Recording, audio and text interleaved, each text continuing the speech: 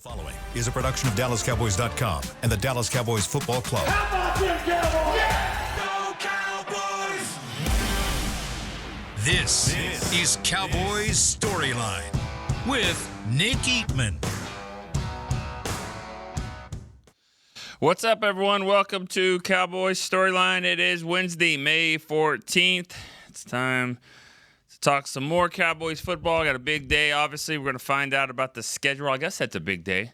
You could find out the order of the teams you're going to play. You know who you're going to play, and right now you know just as tough or easy of those games are going to be, regardless of the order of it. But a lot is always made of the schedule release. To me, it's more about finding out when you're going to be certain places, especially around the holidays, how you can make other trips work. If you want to, go, not on vacation, but go watch the Cowboys play. When does it fit into your schedule? Just how it maps up maybe with your college team, all that good stuff. That's what I like to see about the schedule more than anything. But who you start off with, we know that. We do know now who the Cowboys are going to play on Thanksgiving against the Chiefs. That wasn't a huge surprise. Just because of the networks and how that typically works with CBS and Fox rotating. It's going to be Chiefs or Chargers for the most part. That's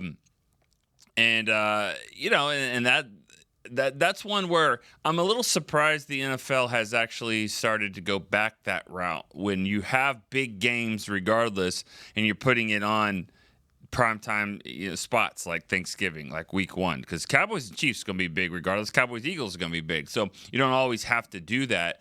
But it maximizes an opportunity to have a really, really big ratings number there when the Chiefs come to town on Thanksgiving. There'll be a lot of people obviously watching that one. All right, 888-855-2297 is the number to call. We'll talk schedule, what we know about it. There may be another game that's leaked here in the next hour or so. If so, I'm sure you guys will probably know before me.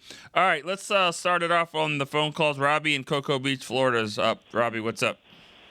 What's up, Nick? I'm out fishing today, man. Yeah? I'm on the boat. I've already caught 2 redfish, a black drum, a couple little snook. It's a good day. Now I'm talking to you football. Nice. It's a good day. And you're not getting a poem instead of talking about George Pickkins. No offense, Anthony Miami. I love you, buddy. I think he's coming up next. Good. I'm glad I beat him. Hey, listen. So can I just talk wildly for a second and then go bounce back to schedule? You're on the boat, man. You can do whatever you want. No, I'm not drinking a beer yet, but I will. You can't do whatever you want, but yeah, you can certainly do that. What's up? All right, listen, man. So we were 12-5 for 3 years in a row. I think that was solid, right? Always in the playoffs, right. Made the playoffs 3 years. Right. Really got hurt and damaged last year. I mean, people say how bad we stunk, and we did. But people forget how bad we were hurt. I mean, we were just atrocious. Lost just about every cornerback. 5 defensive ends, everybody, or quarterback. Yeah. Why does everybody act like we're such a horrible team? I mean, I know we're missing pieces, but it sure seems to me if Tyler Guyton takes that next step, if Terrence Steele comes back to his form before the injury, we know we got 3 good guards or 3 good interior linemen now, and Booker, God, no, I can't believe I'm saying this, maybe a little better than later years Zach Martin. Whoa. Don't take that. No. Just last year Zach Martin. How about that? Well, yeah, maybe. I mean, because Zach was hurt a lot last year and not playing up to himself, and he even said it a couple of times, like, I feel like I wasn't playing up to my standard in 1 or 2 of his interviews. Yeah. Well, I'm not ready to go there yet, just with Booker. But no, I understand I'm not the either. Excitement. I understand the excitement. There's no doubt. But we're not nearly as bad as everybody keeps saying. I mean, we were decimated by injuries. Everybody seems to forget that.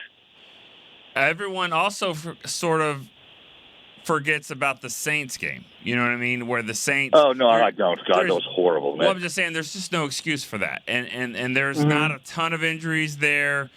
Dak was there. The Micah, those guys, the core of the team, not Bland, but the core of the team was there, and the Saints turned out to be really, really bad.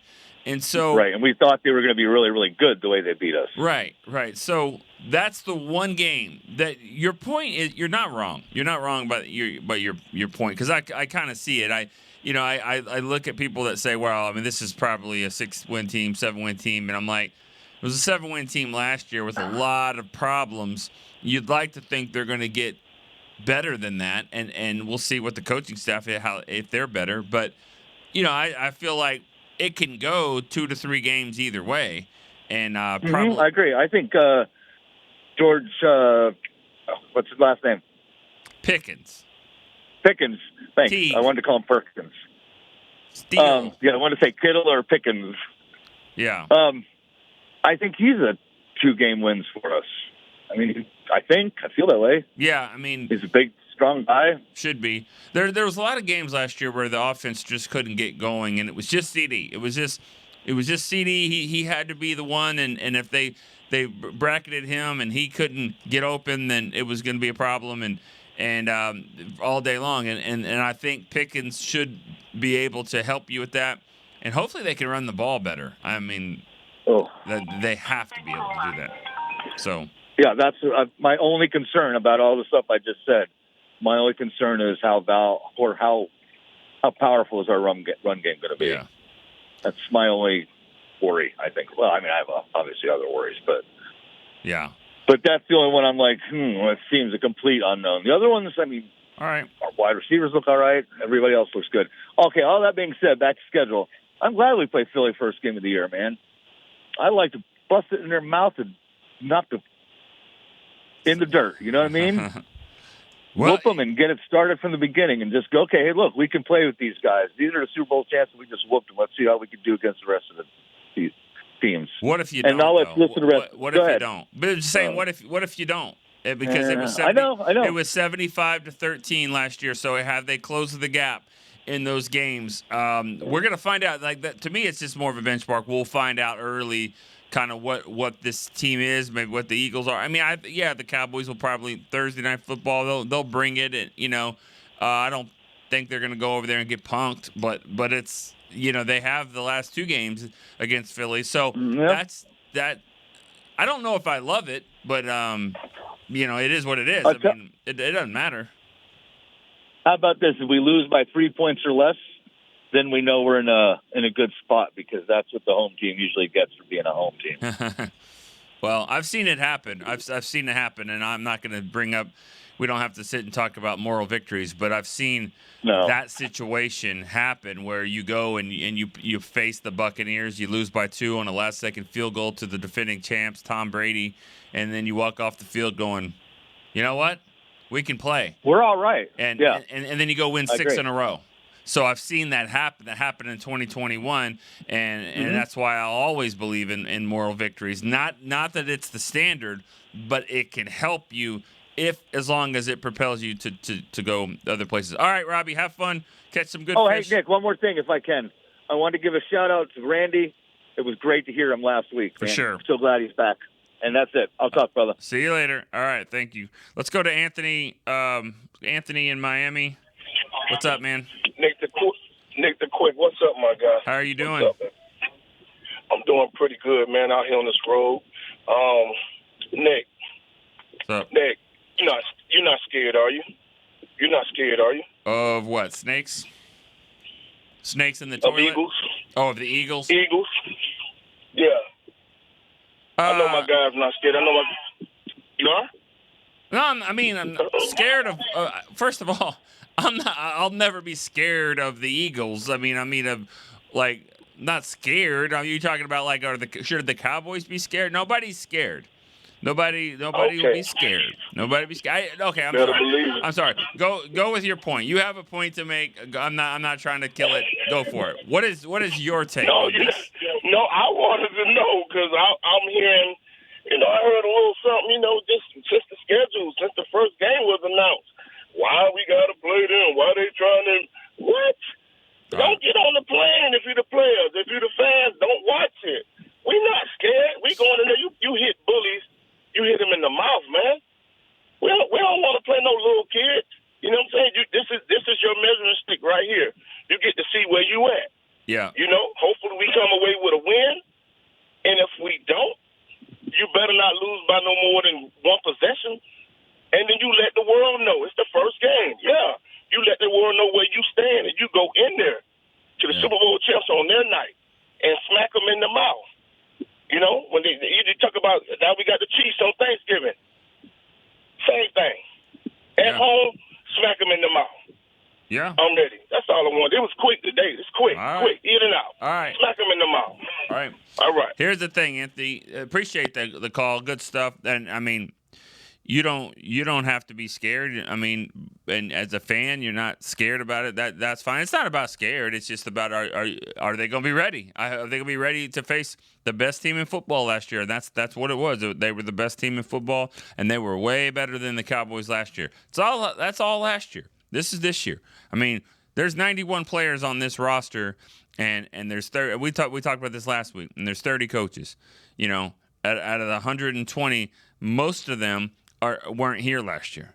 So it's a different team. It's a different team. It's a different staff. It's a different mindset. It's a different everything other than the uniforms. So you hope that those are good changes, good things, and know that Philly. I mean, the champs are the champs. I mean, and they don't have to be the defending champs to be bringing it. You know, the heat there. They hate the Cowboys, so yeah, they'll be ready to go. So it's not about being scared or not. The Cowboys just have to be ready. And are they going to be good enough to compete? The last year that they weren't on that same level. They didn't have their starting quarterback in either game, so you'd like to think you'd be better there. But you know, I'm when I say I don't love it, I mean it's just like I never really loved those division games like that to start the season, especially this one. It matters so much, but we've seen it all. We've seen it when it works for you, when you beat the Giants, you know, and you go 1-0 in the division, great. You know, so it's one of those things. It can be great. I just want to know have they become a more of a complete team where they can compete with them? I mean, because the Eagles can throw the ball, they can run the ball, and their defense is nasty. You got to be able to compete. So there's not going to be a better measuring stick for the Cowboys to start the season than that one. So from that standpoint, that's a good thing. All right, Brian in Kansas City is next. Good morning, Mr. Eatman. How are you doing? Excellent, man. Excellent. I think I'm excited about opening against the best there is. You know, I want to see, like you said, I would just want to see where we're at. You know, all those changes, draft picks, trades, put it all together, and, you know, what do you get? So on our side, you know, you can say, well, you know, we don't have time to gel. You know, we're first game out of the gate. You know, we got to be at our A-plus game if we expect to win. But on the other side, you can look at it and say the Eagles are going to have what McCarthy always referred to as the unscouted look. Mm-hmm. They're going to have 100% unscouted look because this is a whole new staff, a whole new system on both sides of the ball. That's advantage us. So you wonder what's going to happen there. The Eagles have a new offense. I mean, with Kellen Moore, I don't know exactly what they're doing, but I mean I know that they'll have a new coordinator there. So you know, I'm just saying it's not may not be a huge advantage, but I hear what you're saying. It's gonna be, they're going to look a lot more like last year's team than the Cowboys. We know that. So you're right when it comes to unscouted looks. You'll probably see a lot more from the Cowboys. So, yes. Yeah, I agree. Absolutely. So my question for you this week, and I'll give you my answer, is who has to be either better than last year or better than expectations if you're gonna say a rookie? Who has to be better than expectations for us to take the next step? For me, I think it's hands down Tyler Guyton. I just don't think there's any other answer. You got to protect the quarterback's blind side. And I think that's the guy, you know, that's got to be better than last year, better than expectations, and just better. So, and then I'll hang up and listen, brother. Good to talk to you. You don't have to hang up and listen. I wrote it down before you even said it. It's Tyler Guyton. There's no doubt about it. It's Tyler Guyton. That's the answer. Thanks for the call, Brian. I mean, honestly, I almost cut you off and said, other than Tyler Guyton, it's got to be him. He's the left tackle. They drafted him first round. He's got to be way better. Not just better. I'm not asking you to take a leap. I'm asking you to like do a triple jump, pole vault, or whatever maneuver way over there leap. That's where he's got to go. That's what they got to have at their left tackle, especially if they're gonna, if their middle is gonna be better. You'd like to think it's gonna be a lot better if Booker can get in here and BB can be better in his second year. And Tyler Smith is Tyler Smith, and the more that they can run the football, the better I think you're going to be at right tackle. I mean, I really believe if Terrence Steele is playing downhill football and leaning on people, you got these short little, look at these guys that are rushing the passer. They're good. They're really good, but they're also kind of small, And so if it's 3rd and 11 against the Giants, I don't love that. I mean, look at who the Giants can throw out there with Carter and is it Banks, and you've got Dexter Lawrence in the middle there, and you've got the Thibodeau on the other side. I mean, they could put 4 pass rushers there, get out of 3rd and long. But if it's 3rd and 3, 3rd and 4, and you want to put all those guys on the field, then you could run at them. It's a much better situation. That's where I think Terrence Steele can be good. So I'll say Terrence Steele in that category as well, both those tackles. But the guy that needs to really make that leap is 100% Tyler Guyton. I mean, that's the one. So I think you're on it there. All right, Michael in Bowling Green, Kentucky is our next caller. Michael, what's up? All right, Nick. Hey, I'm going to be really quick because I know how hard it is to get on this thing. Appreciate it. I have 2 issues or 2 things, and I'm wondering what your opinion is. Okay. All right, first of all, we had a wide receiver problem, and now I think we have a different kind of wide receiver problem. We got CD as our WR1. We got Gen Z Des Bryant as our WR2. I mean, you're probably going to get Tolbert as a 3, but you still got, tight end, Ferguson, Schoonmaker. How are you going to get other? I mean, Turpin's got to get on the field. It seems like we have a backlog now of wide receivers that are really good. Well, I mean, do you? I mean, do you have a backlog? I mean, like you have Tolbert as your 3. I think that's kind of where he needs to be. Right. And Turpin is going to be Turpin, and I don't mean that jokingly. He's going to fit. He's going to get in where he fits in, and sometimes it's going to be running the ball. Schottenheimer was sort of the reason, from what my understanding was, of why he got the ball a lot more in the second half. He was the cheerleader there for Turpin. Do some different things with them. Don't be afraid to run him right through the tackles. I know he's little, but he's so quick. They haven't seen a guy like that. You don't do it on the first play of the game. You do it in the second quarter when they're used to Dowdle doing this and your other runners. And then all of a sudden you have Turpin changes things a little bit. So Turpin is going to just play where he plays. I think it's a good situation. I don't think it's bad. Oh, I do too. Yeah, I do too. Yeah, I think because it's good. You got a few other guys that's like, how are they even going to get in the game? Right. And then the other thing is the same thing with running back. I mean, I believe the 2 guys we drafted are gonna both. I think they're both gonna, start or play a lot. And then you got 2 other dudes over here, Sanders. And I mean, I don't think there's enough room for all the running backs we have. I think somebody's got to go. Yeah, I agree. I think. I mean, we know who's going to stay. Okay, I mean, we know of those 4. We know that Jaden Blue is going to stay because he just gives something different that you don't have with speed element. He's great out of the backfield too. They really love this pick, but Maffa is going to determine whether or not you keep with those other veterans. If Maffa is better than a 7th-round pick, and he can provide something, then you'll probably not keep both Williams and Sanders. So I think Moffa's going to knock one of them out. I think Moffa's Blue are going to. I could see that. I could see that happening. If anyone is crazy enough to play a fantasy football in the preseason, I don't know if they do that. I'm sure somebody does. I'm picking up Maffa because Maffa's going to get a lot of snaps, a lot of carries.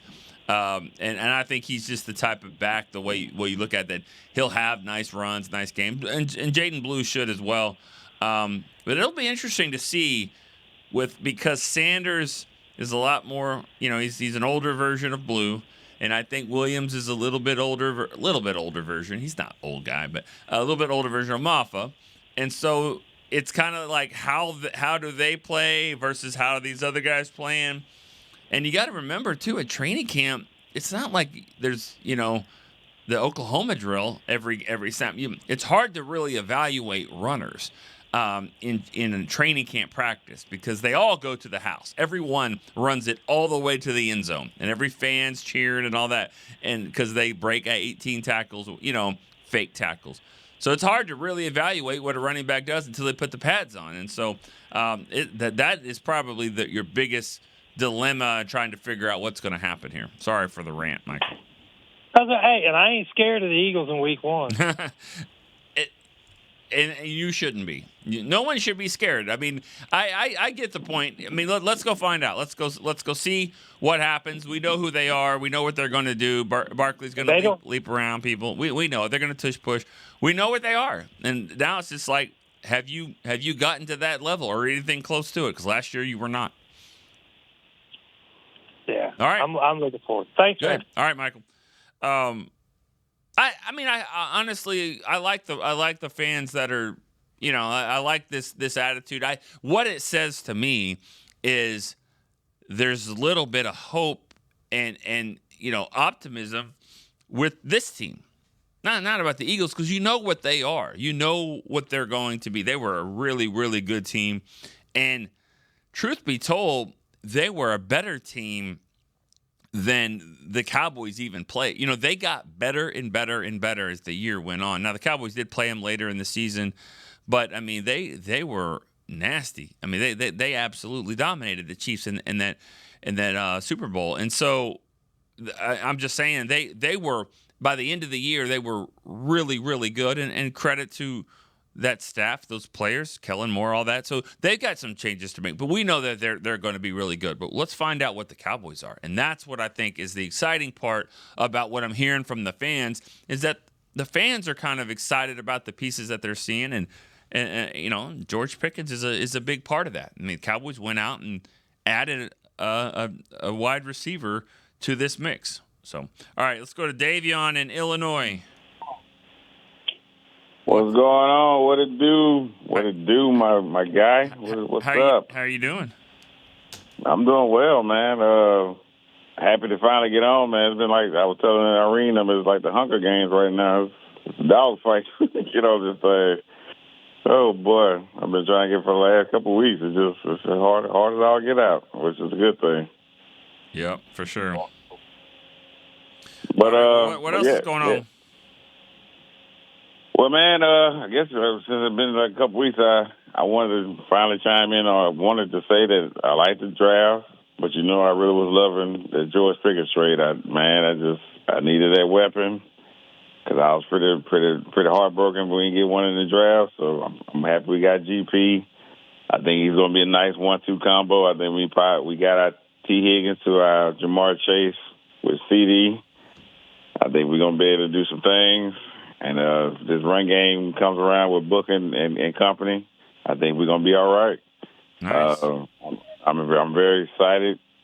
When they got announced that we're going to be playing the Eagles, well, I like to call them the Sheagles. But when it got announced, I was like, yep, we should be geeked up because we got to see them drop their banner. And it should really fire everybody up to go embarrass them. Nice. That's what I want to see. I want to see embarrassment because that'd be the best chance to get them because they're going to be so geeked up by winning their championship. It'd be in no time like the present to get them. So I'm hoping and praying that we stay healthy enough where we can, when we go into that first game, it'd be ready to roll. Well, I love it. I love you guys are super excited about it. I think everybody, knows, just how good they are, and like I said before, but it's the excitement of what we're seeing kind of from the Cowboys that lets a lot of us think that, hey, they're going to be better than people think. They're going to be able to compete on that level. Hey, quick question? What matchup intrigues you the most about our schedule? We know the opponent, so what matchup you probably intrigues you the most? There's great storylines on all of them. Obviously Philly is the standard, so where do they rank there? Also Washington, Washington was really good too. Now they're on par with Washington last year, a lot more than others, at least from a matchup standpoint. So I'm kind of curious about that game too, Washington, and where they will, where that game is. Hearing some rumors about where this game might be played, and but later in the season. But still, Washington is another one too, because they're also in your division. You play them twice, and you were able to compete with them better. Probably should have beaten them twice. And I thought they were better than Washington in both games. Didn't have a better record or finish, but I thought just playing the game, they were the better team in both of the games. So we'll see if that has changed as well. So all right, well, Davey. I'm about to go. I just want to say to the other first and second teamers, I'm coming for the spot. Just get ready. All right, sounds good, man. I love it. Davon, appreciate the call. All right, let's go to break here real quick on Cowboys Storyline. We'll be right back after this. Discover Aiden, the official luggage partner of the Dallas Cowboys and Dallas Cowboys cheerleaders. Known for top-tier engineering and craftsmanship, Aiden offers more than just bags. Originating from Australia and designed in New York, it merges fashion, design, and culture. Used by Dallas Cowboys players, staff, and the entire organization, Aiden provides style and functionality for all travelers. Visit AidenTheBrand.com and use code AidenXCowboys for 25% off your purchase. Travel like your favorite stars with Aiden. How do you tell the world about all the great gifts in the Yeti store? Let her rip, Troy. All right, folks, let's get started with the Yeti French Press. Enjoy coffee that stays hot for hours in a French press. 34 ounce for you, 6'4" for the cruise. The Yeti French Press. Hot mix waterproof bags. Bags waterproof. Submersible waterproof doubles. Waterproof backpacks. World's mostly water, so get a waterproof Yeti bag. Do I smell something cooking? Oh, new cast iron skillets made to be passed down like Mama's recipes. Take a steak, cornbread, cobbler's pot pie, and potatoes, and next level with 3 sizes of Yeti cast iron skillets. Gear, gifts, and product experts. Visit the Yeti store on McKinney Street and at South Lake Town Square today. Altec Lansing has been perfecting sound since 1927, bringing you decades of audio excellence to elevate your Dallas Cowboys tailgate ritual. Equip your next pregame with the Sound Rover 180 with 6 hours of playtime, built-in microphone, multicolor light modes, and a rugged exterior that's built to last. Visit AltecLansing.com/Cowboys15 for 15% off your Sound Rover 180. That's AltecLansing.com/Cowboys15 for 15% off. Altec Lansing, official audio partner of the Dallas Cowboys. Back to Cowboys Storyline. This segment is presented by Yeti. Officially licensed Yeti Cowboys gear is now available at Stadium Pro Shops concession and on Yeti.com. It's also available if you're part of the first, second, or third all Storyline teams. You get this Cowboys Storyline Yeti, blue or black one. This is the black one, of course, but it's pretty awesome. Keeps your stuff cool all day or hot, depends on what you put in there. It's good stuff for sure. We'll be sending those out. We're collecting addresses right now. We have some already. We're collecting a little bit more. We'll send a big shipment out here pretty soon, or in the next few days, hopefully. And so far, we've had the first 5 callers have all been either first team, second, third teamers. Now we've got a first-time caller calling in. Adam in Roswell, New Mexico got through. Adam, what's up? What's going on there, Nick? How are you doing? Oh, I'm all right. Just working away. Same old, same old. Yeah, well. I feel like you have called before, no? This is first time? No, this is my first time. I've been listening, though, for years. I couldn't even tell you when I started listening to. So it's just the first time I was like, you know what? I'm going to give it a try. I'm going to call. It took me 50 tries, but I got in. Nice. Well, we appreciate it. Appreciate that. Here we go. Yeah. All right. Well, what's on your mind? What do you got?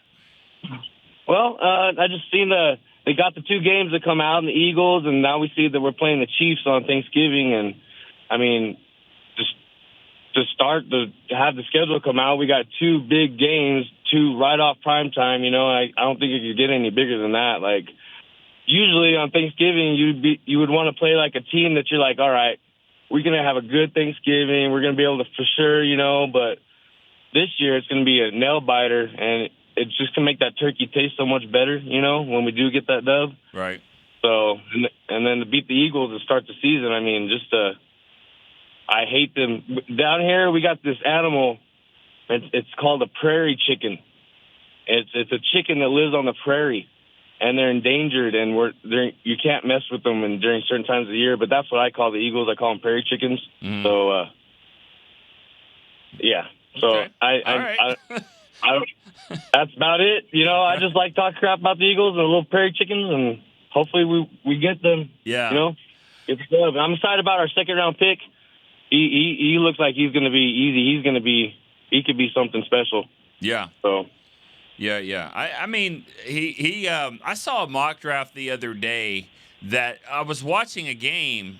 I guess it was watching a game on NFL Network that was recorded, and it had mock drafts going. You know how they have these mock drafts going all the time. So this was a couple of days before the draft, and somebody's mock draft, I forgot, was it Adam or was somebody StoryLine, and it had 3 Cowboys were on the first round picks. And Azaraku was one of them. So it was you know, that just goes to show that some people kind of had this guy in that range as well. So that's a good thing. Yes, sir. You know? And I was so happy with the Cowboys. It seemed like they picked best player available, at least through the first few rounds anyway. And, I mean, if you look back at their history, anytime they do good through the draft, that's what they do. They ain't reaching. They're not trying to grab a tackle when they shouldn't be grabbing a tackle or whatever the case may be, you know. But, hey, if you can stack players and positions and get deeper and deeper, there's nothing wrong with that, you know. So For sure. All right. Well, good stuff, Adam. I appreciate it. Have a good. Thanks for calling. Thanks for getting through, and yes, sir. happy to have you on the StoryLine. All right, let's keep it going here. Hearing little bits and pieces about the schedule coming through. I think there's going to be another game announced at some point today. Might be when we play Washington. Let's go. Speaking of that area, Irene in Falls Church, Virginia, is next. Irene, what's up? Good morning. Ooh, it's taken a while to get back on here, but it looks like Davon was my fullback, cleared up the lines for me. I got in on a very church number of calls, so that works. Nice. So last time I called was the extra draft show you did, and it was, I guess I called before you announced the team, so thank you for naming me a captain and team mom. That's awesome. Of course. And Sebastian, you are special. I don't just make you feel special. You are special. There you go. Yeah. So I didn't get to talk about the draft as a whole. Okay. Last time I was telling you that Booker was thermal socks. But my favorite draft pick was actually the second one because I didn't see that one coming at all. But I love the idea of, you have Micah, build on that strength. Like, he is the strength, but give him somebody else to pair him with and just unleash him, maximize his potential by taking a little attention off of him. I love that. I don't know how year one's going to be, but that production's unreal. Right. So I think that tends to translate pretty well. We'll see where he gets in year one, but I love it. And then my question/comment for you, and just hear me out. I'm not trying to knock anyone, but do you think that this front office trusts Schottenheimer more than they have the last couple of coaches since Parcells? And I say that because he seems to hold a lot of weight in drafting these character guys who love football. And I don't think they do the George Pickkins trade without, him signing off. And I would think maybe even Dak signing off. And I will say this with George Pickkins. It sounds like, there were some issues. Sometimes he'll get a penalty in game. We saw it against Jordan Lewis. Mm-hmm. But his teammates, the locker room seems to like him, and he's saying all the right things now. I mean, we'll see. I know that frustrations can occur if you're not getting the ball and your team is losing. So we'll see. But yeah. I love the pick, and if they sign him again, that's what I would hope for. But if not, they'll probably get their compensation back, so why not see if this will work? Yeah. And then one last thing for Randy. Awesome hearing from him, and, just keep getting better. You're still in our prayers and thoughts, and talk to you soon, man. All right. Thanks, Nick. All right. Talk to you later. Bye. Thank you, Irene. Good stuff. Yeah, my just an update there. My mom actually saw Randy this last weekend. Went over there, brought some food over to meet him and his wife and kids. And they live probably 20 minutes away in Texarkana. And so was able to go and visit with him. I FaceTimed with him Saturday afternoon. So he was up and about. I think Randy said he wasn't supposed to be that day. He was supposed to be taking it easy, but he did say he was on the tractor earlier that day. That was probably against doctor's orders there. So, let's be smart about it. But, Randy's going to be Randy, I think. But it was good to see him. And, that's my mom. That's now I'm not saying she's going to be going to Florida or Bowling Green, Kentucky, or Cocoa Beach or Falls Church, Virginia. She might if she could, but that one made a lot of sense, and it was really cool that they were able to do that. So, all right, let's go to. Let me answer that question a little bit more. For Irene was talking about Pickkins, and yeah, and Schottenheimer. Do I think Schottenheimer gets a little bit more right now? No, not. Nobody wants to hear this, but let's just say it, okay? Schottenheimer is not saying or doing anything really different than what Jason Garrett did. You guys may not like that.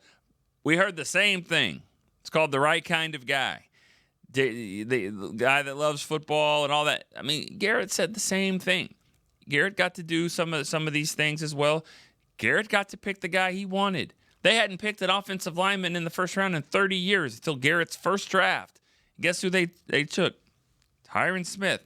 2 years later, they hadn't taken a center in the first round in over 30 years, 32 years.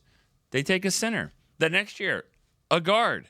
Jason Garrett got to pick some of his guys, and they were the right kinds of guys. We heard it before there as well. And I'm sure we were all excited about it just the same. And I'm not trying to knock Schottenheimer at all, and I'm not trying to knock Jason Garrett. I'm just saying these are some of the things. That's what happens when you're a new coach. You want them to succeed. You want your team to do well. This is why you picked him as the head coach, because you like the stuff that he told you in his interviews and how he can get this thing turned around. So give him the opportunity to do that. And that's kind of what's happening. What I love about this whole last couple of weeks is great character guy, captain, drafted this guy, captain. This guy right here, maybe some character concerns for this trade, but man, he sure can play. Okay, good. We haven't lost sight of, guys, can you play football?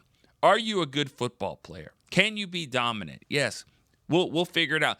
That's why you build culture. That's why you have leaders like this. So when you do go and get a guy like George Pickkins, and I'm not saying he's one way or another. We just know what we've heard and some of the stuff we've seen, and sounds a lot Des-like, and great. If he's like Des Bryant, awesome. You go out and make some great catches, but you got to have some guys in the locker room that can temper them. DeMarcus Ware was one that could do that, and he could he kind of had Des Bryant's ear and said, listen, hey, love the enthusiasm, but let's control it a little bit.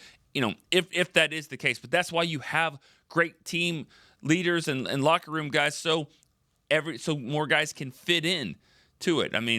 That's what happened 30 years ago with Charles Haley. He was able to be him, and he fit into the locker room but more importantly, he went out and he balled out on the field, and it was worth it. And that's all it comes down to is Pickkins worth it. And for Pittsburgh, it sounded like over 3 years now they were ready to move on, but we'll see. We'll see what it looks like here in Dallas. All right, let's go to John in Delaware. John in Delaware, what's up? Hey, Nick, I'm so excited for this season. We finally made the moves that we needed to make, smart moves in the draft, and then getting Pickkins to get help for CeeDee Lamb. Like they're saying, you can't cover both of them. I'm loving it. No doubt. Yeah, it's a pick your poison offense for sure. It is. And I'll tell you what, like the last caller said, I don't think that the Eagles are going to be ready for what we got coming out. Yeah. Well, you don't think the Eagles will be ready for the Cowboys? I don't think that they're going to be ready for what we have to offer this year. I think that they're going to come in and they're going to look past us because everybody knows how we were last year. The Eagles like to hold on to the past. They say we like to hold on to the past. They like to hold on to the past and throw their little Super Bowls, whatever they've done in the past. But we've owned the division for many years. They're just now getting a piece of the pie. Yeah, I mean, and it's been one that's gone back and forth, and the winners, the first place team in the division has changed, for over 20 years. I mean, it happens every year, so there's been a lot of parity. You can say this about Philly or whatever. I mean, I just don't think they will be overlooking. I mean, it's the first game of the season. I don't think they'll be overlooking. I think if the Cowboys go in and win the game or play really well, it's because the Cowboys are better. They're a better team. Exactly. That's what I was trying to say. Yeah. And the other thing was my goal for next year is to get on the StoryLine team. All right. So hopefully I can call enough times to finally get in. I think I called about 60 times today. All right. Well, there we go. You got to hear you go. And thank you, Chris. And we love that. And there'll be a lot more. This is once a week. When we get to training camp, I think it'll be like every other day, so 3 to 4 times a week maybe. And then when we get, or really 2 to 3 because we really don't do weekends. But then we get to the season, it'll be every day. So a lot more opportunities for a lot of you guys, and I'm sure there's people that got left off the team that probably call even more than the ones that make it. I wish we could get everybody in more, but I appreciate the dedication. I know it's not easy to keep doing that. All right. I appreciate you and Chris for getting me in. You all have a blessed weekend. All right. Well, I appreciate it. Thank you. That's John in Delaware. Now we can move on to right down the road, New Jersey. Ronnie in New Jersey. Right down the road. Right down a few roads. It's amazing to me how, when you live in Texas and you live in Dallas, you can't get out of the state in less than an hour and a half, 2 hours. It'll take about an hour, maybe an hour to get out of the state. But you can drive up there for an hour. You can probably hit 4 states. It's just different. Mm-hmm. Yeah. Yeah, it's going to take a while. Well, I'm just saying you could go from New Jersey to New York and Delaware within 45 minutes, I believe. No? Yeah. Actually, yeah, you probably could. All right, who cares? Sorry. Roddy, what's up, man? What do you got? Nick, you know how you were nobody's scared of the Eagles, man. It's not being scared. I'm going the other way. I wanted to warm up. You know what I'm saying? I wanted to kind of warm up. It's like when you get off the bed. I'm in my 40s now, so when I get off bed, if I get off too quick, take a misstep, you're going to feel like a little pain in your back or your leg, whatever, muscle pain for it could be for a couple of days. You know what I'm saying? So I would have liked to warm up, get this offense clicking, get the offensive lines to start to gel.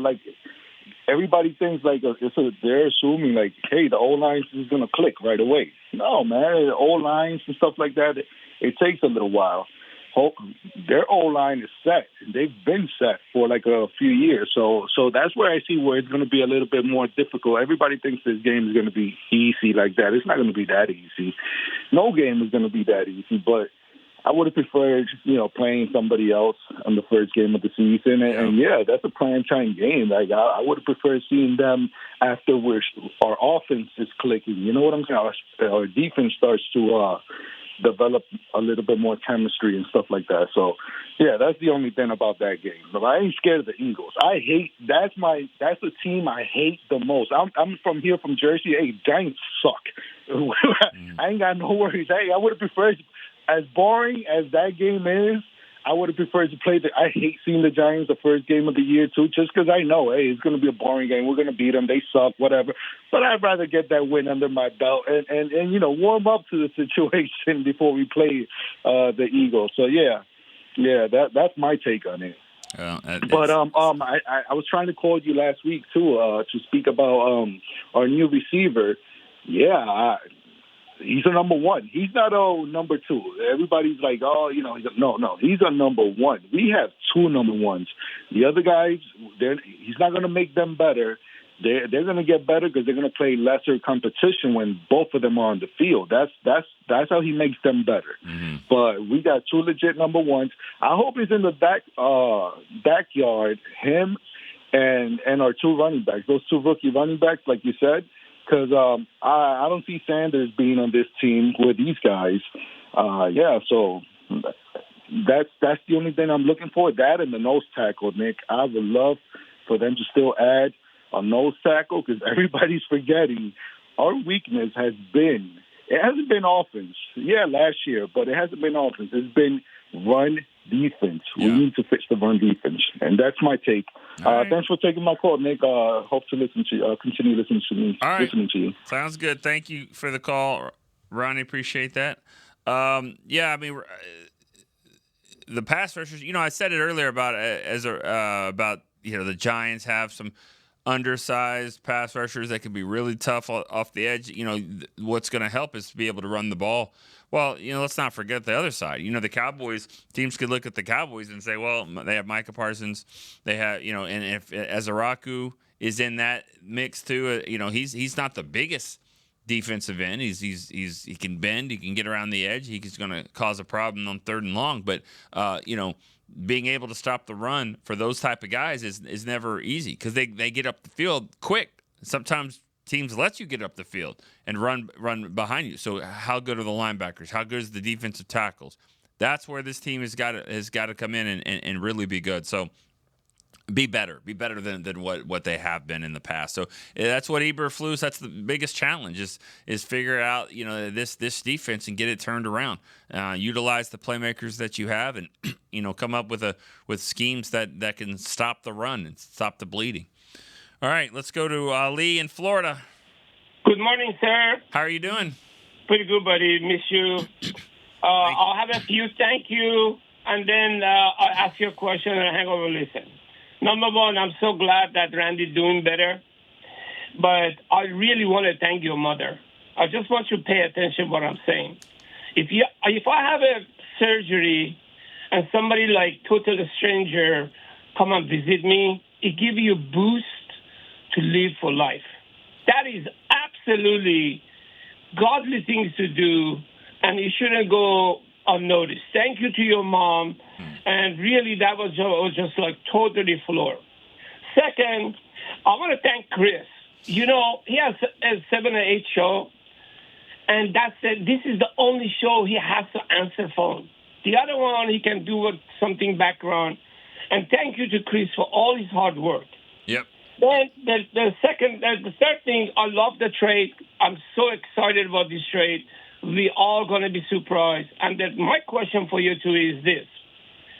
Every writer, they never pick Cowboys to be the first opening game.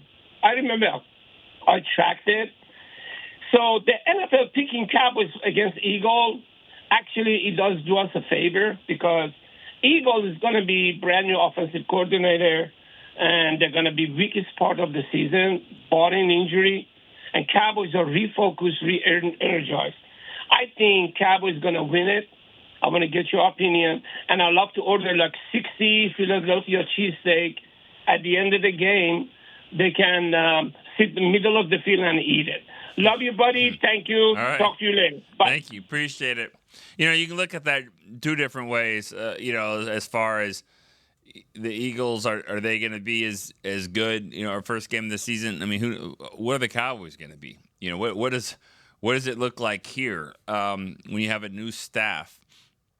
And you go back, history, shows we've seen first-year coaches win right off the bat. We've seen them lose first game, and we've seen the Cowboys go and also face, not with the first-year coach, but we've seen the Cowboys face, they seem to fare well, lately in games against the defending champs. That first game, I know they had the Bucs on the ropes, lost in the final seconds of that game. back in 2021. Found out earlier in that day that they weren't playing with Zach Martin, who had COVID and couldn't play. And, they still figured out a way. Dak was coming off that big injury the year before, and that was a really big game for them. Even though they lost, they played well, and I think it propelled them for the rest of the season. And then, back to 2012 when they went on a Wednesday night game. It was the Wednesday night game against the Giants, the Kevin Ogletree game, I guess you could say. And it was, that was another one with Giants coming off of the Super Bowl, and the Cowboys went in there and won the game. So we've seen it happen, and I think they'll be prepared for it. I mean, but they'll be ready, no doubt about it. They'll be ready, and I think the good thing is whoever week 2 is. I always say week 2 is a huge game. I don't know if you've heard me say this before. Week 2 is always a really big game when I look at the schedule, because I like, what type of team are you going to be? Are you going to be the team that's 0-2? Did you lose the first game and now you're going to be 0-2? Or did you win that first game? And now, do you want to just be 1-1 and have those days that we saw under Jason Garrett a lot? Or are you going to take advantage of it? Take that next step. Stack wins together. Week 2. Week 1 can be an emotional game, and sometimes it's not always how the season's going to go. But you better get it figured out by week 2. You better be able to do something there and to have 10 days to prepare for it after a Thursday game. At least I say 10 days. I'm assuming it's a Sunday game. Could be. I doubt it'll be another Thursday, and probably not a Monday. So you'll have about 10 days to prepare for it, and that'll always be a really big game. In my opinion. So, especially coming off of this. Because say the Cowboys go up and beat Philly. Say they shock everyone and win that game. Well, don't come back the next week and then, make it not count for anything. Stack some wins together. So, week 2 is always a really big game for me when I look at the schedule. So, I'll be anxious to see that one as well. Let's go to Carolina. He's in Shreveport driving right now. Carolina, what's up? What's up, man? There we go. How you doing? Good. How are you? I got to start the show off right, man. I missed it because I've been asleep, but I'm up now. All right. Die, Eagles, die. That's what we need to happen. Okay. That's what has to happen. Now, the way I think about it is, now we got to play them twice, right? And you know how hard it is to beat a team twice. Yeah. So we need this first win. I don't care about the last game. I don't care. Because we got to play them in the playoffs. That means they're going to have to beat us twice. That's the way I look at it. All right. Simple as that, right?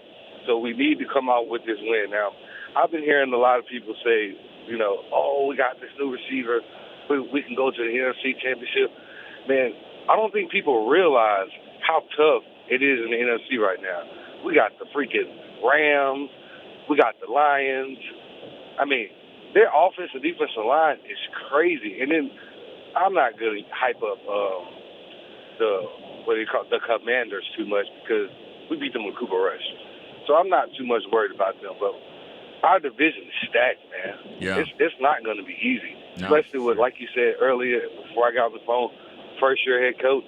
I mean, you expect the NFC Championship his first year, and we haven't been there in 30 years. It's crazy. I just at least want us to win a game in the playoffs, a couple, if the most, divisional rounds. You know what I mean? Mm-hmm.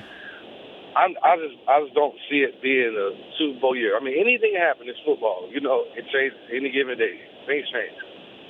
But like Nate said, man, we're not going to really find out who this team is until about, I'd say, week 3, week 4. Yeah. We'll find out what type of team they are. Yeah. We'll see how they're gelling and how the line plays, and that'll tell us what we have for this year. So, man, I'm super excited, man. I'm super excited. We get the first game. Oh, man, that's going to be a heck of a way to start the season. I just need us to go out there and play our best game, man. All right. That's all I want, man. All right. Man, Well, I love it. I think that's about it for me, man. All right, Go Carolina. Cowboys. I like how you guys are feeling it, and again, that's what I've said several times during the show. I think it's just a testament to what's been done already. I think when you look at what this team can do this year, there is some optimistic viewpoints there. But a lot of things have to go right for this team, and last year, a lot of things didn't go right for this team. But it wasn't just injury. There were some some issues with the coaching staff. It didn't gel with the players. Some of the players did not take the steps necessary. Put that on them, put that on the coaches, or both. So it's not just an injury thing, and I do think the injuries were way more than usual, especially to key players. Your 14 Pro Bowl players that you had on the roster that had made a Pro Bowl before, 14 of them, 11 of them missed a couple of games. That's a lot. That's a lot for your key players that you're counting on. So you'd like to think that that's not going to happen as much, but still you have to be better prepared when it does. So hopefully this team will be able to do that. But all right, let's keep going. I bet Rob in Vegas has some opinions about all this. Rob, what's up? Hey, Nick, how's everything? Good. How are you? I'm good. Listen, I think it's great you open with Philadelphia. Yeah. I mean, the weather's going to be good. It's better than playing in December.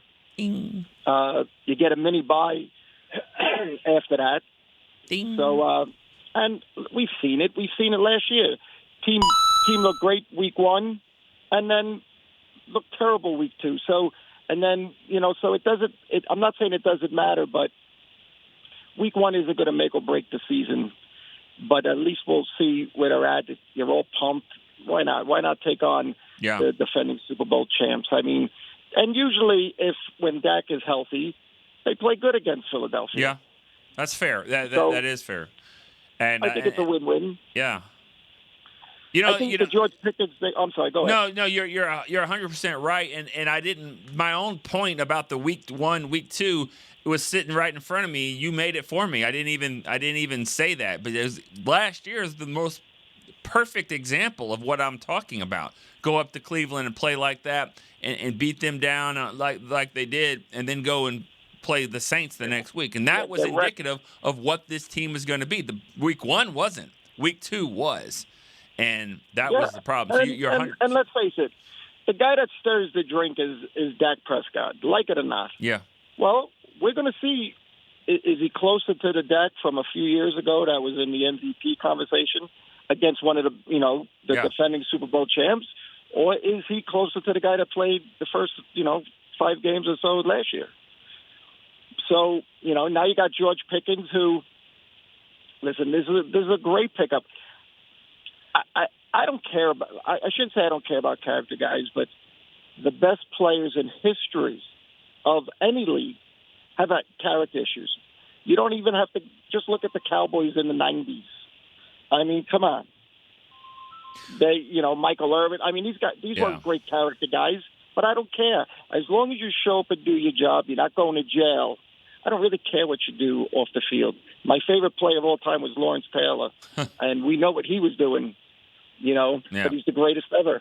So, and I got to give Stephen Jones some credit. I'm not a big fan of his, but it's his team now. And I'm glad that they turned around. This was his first head coaching pick. Yeah. This was his guy. And I'm glad that he said, you know what, I don't want to look foolish. So I'm gonna surround him with talent. Because if this guy comes out and the Cowboys are bad for a couple of years and now we got to go, this coaching hire reflects on Stephen. It doesn't reflect on Jerry. And so I'm glad that Stephen realizes that and is saying, listen, I got to get him weapons. And we've seen when Dak has 2 really good wide receivers, like when Amari and CD, you look really good. And I think Pickens may be even better than, Cooper was at that time in their careers. We'll see. But no, Philadelphia, let's go. Let's see where we're at. As a fan, come on. Thursday night, you waited 6 months for football, and you're going to get in front of the TV with your popcorn, cursing like crazy. And you just hope you don't get blown out. That's all. Because if you do get blown out, that's bad. Then that gap hasn't closed. But I don't see that. I don't see that happening. I don't either. I think though they've got to figure out how to run this football. That's it. I mean, because all these other weapons should help with that, but still they don't help you really when it's 3rd and 2 and you got to get these yards. You've got to figure out how to run the football, and if you can do that, control the game a little bit, get that offense off the field, and then you have a football game. So to me, Totally that's the biggest thing, run the football. But I love that. Go ahead, Rob. That running back that they drafted, now that they drafted, it pops up on YouTube. I see his highlight. To me, it is your starting running back. Blue. I don't know why people say he's small. He's like 215 pounds. He's really not. Yeah, he's not small. And he's... Yeah, Emmitt Smith was small. I mean, this guy is 215 and runs a 4.2. I mean, to me, that's the guy that needs to be on the field. The others are when he needs a break. But no, you run that dude because that's what you need. You need a guy that could take it to the house from anywhere on the field. That was the difference with the Eagles last year with Barkley. Yeah, he's a second-round pick. That was it. He's a Blue. What I've been told is like a second-round pick if he didn't have some fumbling issues. Now, I'm not dismissing that's not a thing. That causes problems. There's no doubt about it. Sure. But if it can be fixed, then if that can be fixed, and it's been proven that you can fix that, there's a lot of other backs that don't have fumbling issues that can't run a 4.2. They don't have that. So I'll take my chances on fixing this and having the speed, whether this guy who doesn't fumble and can get him to a 4.2. That didn't happen in. So I like my chances with this guy. And I love some of the things you said about what playing the Eagles and some of the advantages that you see there. So good call. Good to hear from you. I know you didn't call last week with Pickkins, so I think a lot of people like to hear what you have to say about that kind of stuff. So, Rob, appreciate the call. Thank you. You got it. I'll hear from you maybe next week if you can get through. I never hear Rob talk about getting through some issues like that. I think he's figured out how to kind of master it. What he said about Steven and Schottenheimer and that kind of stuff, it reminds me. I don't know if you guys, I'm a sap for like those Disney sports movies. I mean, I love them all. They'll sit there and watch every one of them. And then they'll say, because you watch this, you might like this one. I don't know if y'all have seen the movie Glory Road. It's about the 1965 team, the Texas Western. They're now UTEP. It's a great movie. I love it and love the story. There's a part in there where the coach tells this point guard that wants to do all things his way, kind of crazy, and he wants a little bit more structure. And he says, all right, I want you to play your way, and I want you to play my way. And I think he kind of figured it out, but he's like, you can play the way you want, but we're also doing it this way. That's what I think of when I think of Stephen Jones this offseason. All right, well, you want to do it this way? You want to be free agency? All right. We'll do a little bit more. We'll do more than we have. We'll make a lot more trades, too. We're going to be a little bit more active. We're also going to do things this way, too. Look at the draft. We're sticking to the board. We're going to go board. This guy's hurt, can't play this year, but he's really good. Board. Okay. Well, do we need, that's what happened with the defensive end. It was like, which one do you want? We want the corner or we want I think it was just two corners. Which one do we want? Which guy do you like better out of these two corners? And it was like, well, I kind of like him, but the guy I like the best is this pass rusher from Boston College who's still on the board. Oh, okay, and he's highly rated.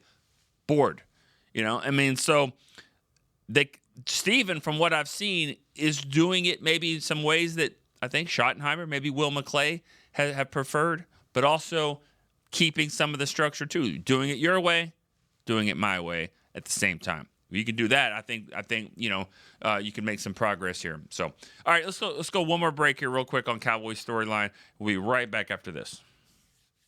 Cowboys fans, when it comes to navigating the ever-changing world of tax, your business needs a partner it can trust to tackle even your biggest tax challenges. Ryan is the largest firm in the world dedicated exclusively to business taxes. Our team of tax professionals has local expertise in all areas of tax and can help you uncover savings opportunities you didn't know you had.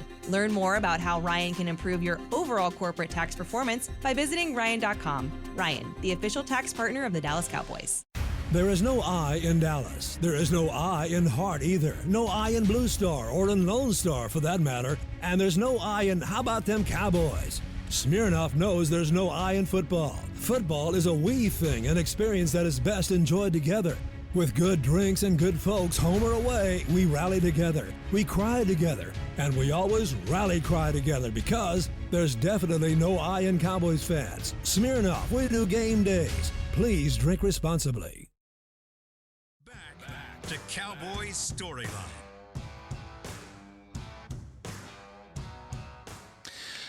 All right, the PBR World Finals are returning to AT&T Stadium. All starts on May 16th with Kid Rock's Rockin' Rodeo. Then on the 17th and 18th, the finalists compete in the 2025 PBR Championship. Official ticketing partner of AT&T Stadium is SeatGeek. You can get the tickets there on SeatGeek.com. All right, let's go to the phone lines here. Let's see what Keith in Fernandina Beach, Florida has to say. Keith, what's up? Good morning, Nick. How are you? Good. What's going on with you? So, Nick, I'm probably going to sound like everybody else. I'm excited about the season starting in Philly. Okay. I love the fact that this team needs to watch a Super Bowl celebration. I think that's good for the team. I think the team needs to see that. So I think the schedule makers did us a huge favor. So I'm, again, probably saying the same thing that everyone else has. But the other thing I wanted to mention, this is totally off of left field. I was so excited to hear about that. I wanted to watch a Cowboy team that just was awesome. So I put in the 1992 NFC Championship game, and I obviously been forever since I'd seen that game, and it was amazing just watching that game, and obviously all the Hall of Famers or whatever. But I just wanted to see like the Cowboys at their best, and I believe that game was probably one of the best games I'd ever played. And anyway, so I just want to get your thoughts on that game and your thoughts on the schedule makers and what they did for us. Yeah, I thank you for the call. I think there's a lot of aspects to this, like that. That's one of them too that I didn't necessarily think about is just just being there and seeing the celebration. Those Eagle fans love that. They love the Cowboys have to sit over there and see that. But it'll also amp it up a little bit. It'll intensify that game even more. You'll put fireworks. You'll do all that stuff, and it's the most anticipated game, and the world's watching, and Schottenheimer's debut, and all that stuff. So, man, I think that Cowboys, opener. If you have it in you, if they're anywhere close to that level, then I think they'll play well in that game, and I think it'll be a good game. If you're just not good enough, you're not good enough. And over 60 minutes, it kind of happens. When you look at the Cowboys-Eagles games from last year, they played with backups and all that. Both of those games at midway through the second quarter, if I remember correctly, were both pretty close, maybe even one score. And I think Philly scored right before the half both times. That kind of pushed it from a 6-point game to a 13-point game, whatever. Second half was just over. They couldn't compete. And so, that's if you're not good enough, you're not good enough. So that's what's exciting to kind of see there. And then the other game that we know about too, Kansas City on Thanksgiving, that's the big thing there is it home? Is it a true home game?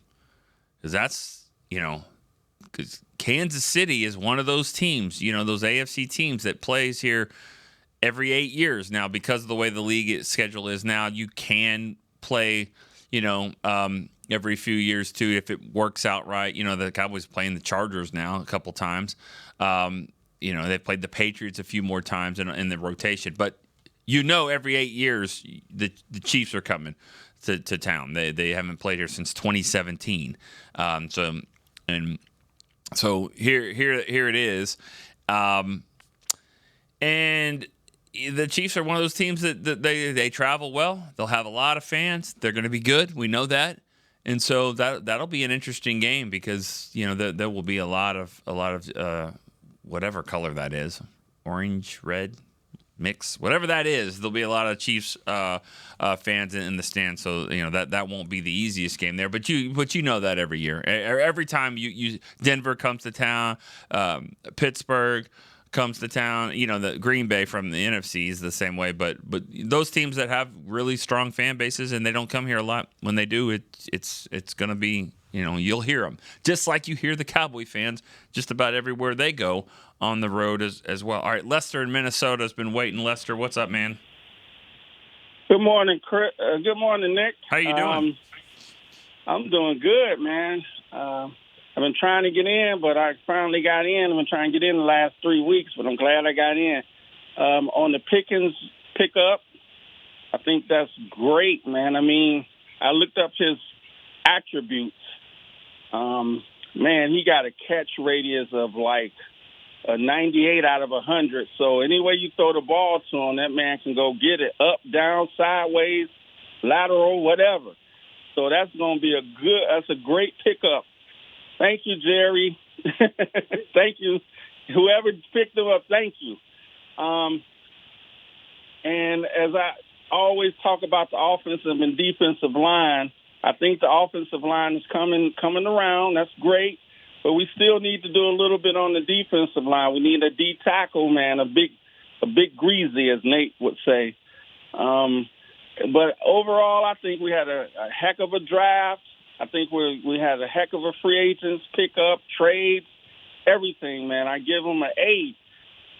And as I always say, man, until we get a good to very good offensive and defensive line, this is what we got, Cowboy fans. Go Cowboys! Right. That pickup was great. Yep. Well, I mean, I hope so. I hope he is everything that he has been, from highlight standpoint. Now, you also hope that there's a little bit more maturity there, and being traded by a team that's saying, hey, we don't, we think we'll be better off without you. I mean, is that humbling? Does he take it that way? Does he take it as a fresh start? Does he take it that, hey, I've got to change something? Who knows? I mean, who knows what happens here? It's a different situation. I was looking up stats the other day, and he had 2 touchdowns of 66 yards or more in a game. There's only 13 players in NFL history have ever done that. They had 2 touchdowns of 65 yards or more. One of them was 86, and another was a 66. He did it twice in the game.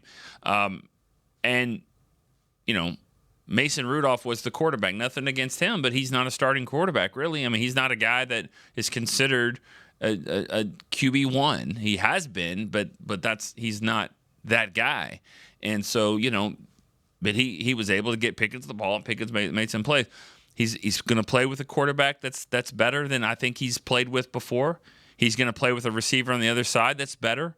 And so, I think that he's got some advantages here. Hopefully, it turns out to be a great move. But remember, there's people in Pittsburgh that are like, good riddance. And if it's that guy that the Cowboys are getting, if it's 50-50, then there's going to be some challenges here. But you hope that when he's on, he's really on. And if so, I think he can really help. Okay, Larry in Kansas is next. Larry. Hey, Nick. How you doing? Good. How are you doing? Man, it's good to get on. Good. I was gonna start a deal where I come up with a player's number and how many calls it took me to get in, but yeah, over 100. Yeah, they don't hand out triple-digit numbers. Oh man, it's all good. I got in. Hey, I didn't get in last week. Everybody calling about the Pickkins deal. I love it, obviously. First off, I said from the beginning, if you're going to go spend your number 12 pick on a wide receiver, you can't be getting a number 2 wide receiver. You got to go get a guy that is a number 1. And T-Mac may have been that, but he wasn't there, so it doesn't matter. Yeah. So love the pick. You get it for a next year's third, and you very, very, very likely recoup that third if you don't get to re-sign him. Right. So love the pick. Love the pick. Yeah. Trade. Sorry. What I want to talk about real quick is here once again, the Cowboys front office done a great job of putting together a absolutely top-notch roster. Yeah. But what we've seen so many times is by the time December rolls around, the roster is not near as strong as it was when the season started due to injuries. I don't know how we fix this. We suffer from this more than, these other teams that we're competing with that, like it or not, they do play on grass. And the other thing that comes into play here is, do you realize that right now the Eagles have a guy named Lane Johnson playing for him, playing at a Pro Bowl level at 35 years old? Okay. Now, Brandon Graham wasn't playing at a Pro Bowl level last year, but still playing very, very meaningful snaps. He was 35 years old over. Before that, we had Jason Peters, played for them until he was 40. Then we also had Jason Kelsey play past his. When was the last Cowboy that played at a really high level past 35? That wasn't a quarterback. Yeah. It's just, and even our quarterbacks don't last as long. You've got to figure out how to protect the work you've done and get the long-term health out of the whole season that these other teams seem to be getting somehow. Other teams, or you name the Eagles. I mean, is this other teams or just the Eagles? Well, I don't. Have you done? I mean, and that's a good stat. I'm just curious. Is it proven that it's a lot of teams and it's just not Dallas, or is it just It does seem like when we go to the playoffs, we're playing a team that's more healthy than we were. Let's go to the last Cowboys playoff game, that Green Bay game. I'm sorry. If those teams were still playing, I don't think that Cowboys defense would have stopped the Packers yet. They scored a touchdown every time they got the ball because we had one linebacker. I don't blame Jerry for that. Jerry listens to his coaches and gets them what he wants. I'll never forget Dan Quinn. When Overshown went down in the preseason, I thought it was irresponsible for them to only have 3 linebackers that could play on the roster. Yeah. When Overshown went down, I'm like everybody else. Well, now they got to go get probably 2 guys. And they asked Quinn that question, and I don't know if you remember what he said, but it just shocked me to my core. He said, "No, in my defense, the safety does the same thing as the outside linebacker. They cover the curl and the slant." I'm like, oh, my God, does he not realize why we lose in the playoffs? Because we can't stop the run? Right. And you notice in Washington last year, they had a good year, but they had a bad run defense with those 2 stud defensive tackles and 2 great linebackers. So, yeah. But, it seems like the Niners are always more healthy when we are at the end of the season. And here, once again, Tyron Smith and Trent Williams, the very similar player, but Trent Williams playing at the super high level at very late in his career. Tyron didn't make it till 33 before he was breaking down. Yeah. The only thing I'd say about that is when did Trent Williams start? I don't know. I mean, Tyron started when he was 21. But he played till later in age.